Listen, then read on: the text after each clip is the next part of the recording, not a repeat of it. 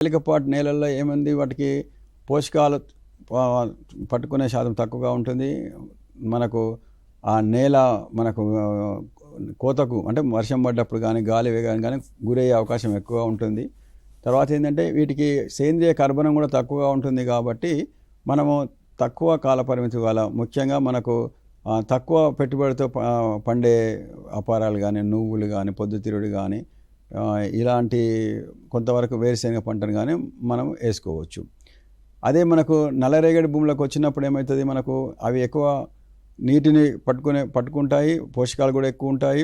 తర్వాత పోషకాలతో పాటు అవి మనకు పంట వేసినప్పుడు పోషకాలను నీటిని కూడా ఎక్కువ అంతే కాబట్టి మనకు వాణిజ్య పంటలైన మనకు మొక్కజొన్న కానీ పత్తి కానీ పొద్దుతిరుగుడు కానీ ఇంకా ఇలాంటివి వేసుకోవచ్చు. అయితే మనకు ఈ వర్షాధారంగా పండించే పంటలలో ఇంకొకటి ఏముంటుందంటే మనకు ఒకసారి వర్షాలు బాగానే వస్తాయి, విత్తనం వేస్తాం, కానీ ఆ తర్వాత ఒక నెల 15 రోజులకు కూడా ఒక్కోసారి మనకు వర్షాలు పడాయి.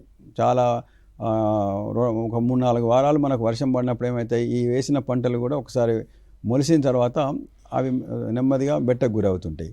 కాబట్టి ఇలాంటి సందర్భంలో మనం ఏం చేయాలంటే ఒకటే పంటను కాకుండా కొంత మనము వెసులుబాటు చేసుకొని ఎక్కడైతే మనకు ఇలా బెట్టకు వచ్చే అవకాశం ఉంది, ఇంతకుముందు మనకు ఇలాంటి సంఘటనలు జరిగినాయి అనుకున్నప్పుడు ఏక పంటగా కాకుండా మనకు మిశ్రమ పంటలు కానీ అంతర్ పంటలు కానీ ఇప్పుడు చాలా 20-30 సంవత్సరాల నుంచి కూడా మనం ఇది శాస్త్రీయపరంగా పరిశోధన చేసి చెప్పినాము.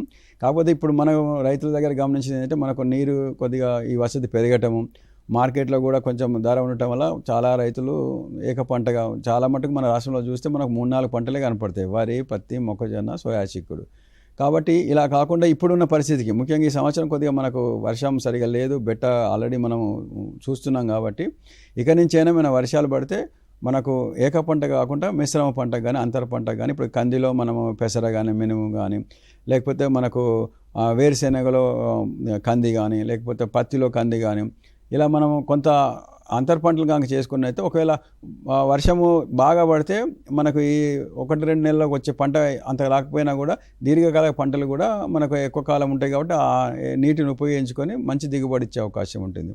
ఒకవేళ మనకు వర్షాలు సరిగా లేవు, మనకు కొంచెమే భూమిలో తేమ ఉంది, అప్పుడు అట్లీస్ట్ మనకు దీర్ఘకాల పంటలు ఏమి మనం దిగుబడి రాకపోయినా కూడా ఈ స్వల్పకాలిక పంటలు ఏవైతే మనం 1-2 నెలల వాటి జీవితకాలం పూర్తి చేసుకొని కొంత దిగుబడి వచ్చే అవకాశం ఉంటుంది. కాబట్టి రైతుకు మొత్తము దిగుబడి కోల్పోకుండా కొంత ఆదాయం చేకూరే అవకాశం అయితే ఉంటుంది.